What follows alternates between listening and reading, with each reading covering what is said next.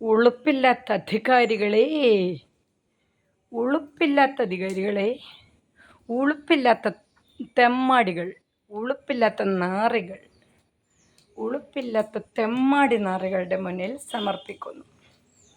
ഉളുപ്പില്ലാത്ത തെമ്മാടികളുടെ മുന്നിൽ സമർപ്പിക്കുന്നു. ഉളുപ്പില്ലാത്ത തെമ്മാടികളുടെ മുന്നിൽ ഒരു ഉളുപ്പുമില്ലാണ്ട് നികുതി അടക്കാൻ വിളിക്കുന്നു, ഒരു ഉളുപ്പുമില്ലാണ്ട് ടാക്സിനെ വിളിക്കുന്നു. നാണും മാനും തൊട്ട് തീണ്ടാത്ത ഇതാ കെട്ടപ്പുളികൾ. നാട്ടിൽ കണ്ട മറ്റവൻ്റെ കെട്ടപ്പുളി.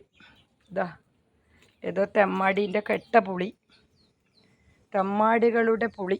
ഇതാ കെട്ടപ്പുളിയും ഇലയും അങ്ങോളുണ്ട്. ഒരു വീട് മൊത്തം മറ്റൊരുത്തൻ്റെ പുളിയഭിഷേകമാണ്, പുളിയഭിഷേകം. അവനെല്ലാം കക്കൂസിൽ കിടക്കുന്ന ടീമായിരിക്കും.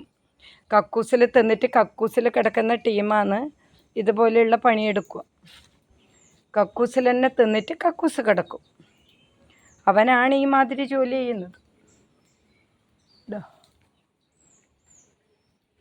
ഒരു ഉളുപ്പുമില്ലാണ്ട് വോട്ട് ചെയ്യുമ്പോൾ ശ്രദ്ധിക്കും എല്ലാവരും.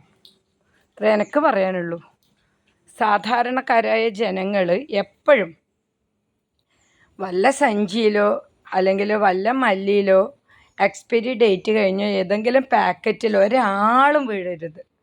എക്സ്പയറി ഡേറ്റ് കഴിഞ്ഞ പാക്കറ്റിലോ കിറ്റിലോ ഒന്നും ലോകത്തൊരു മനുഷ്യനും വീഴരുത്. അങ്ങനെ ഒരു റിക്വസ്റ്റ് ഉണ്ട്.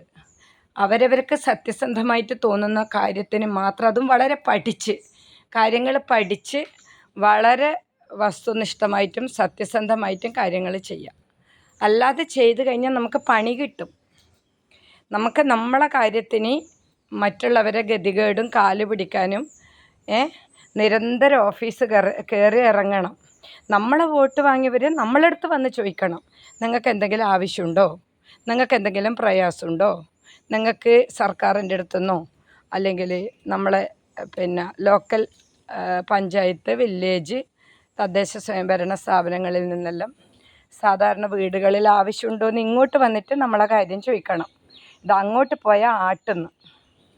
വോട്ട് ചെയ്യുമ്പോൾ ശ്രദ്ധിക്കുക.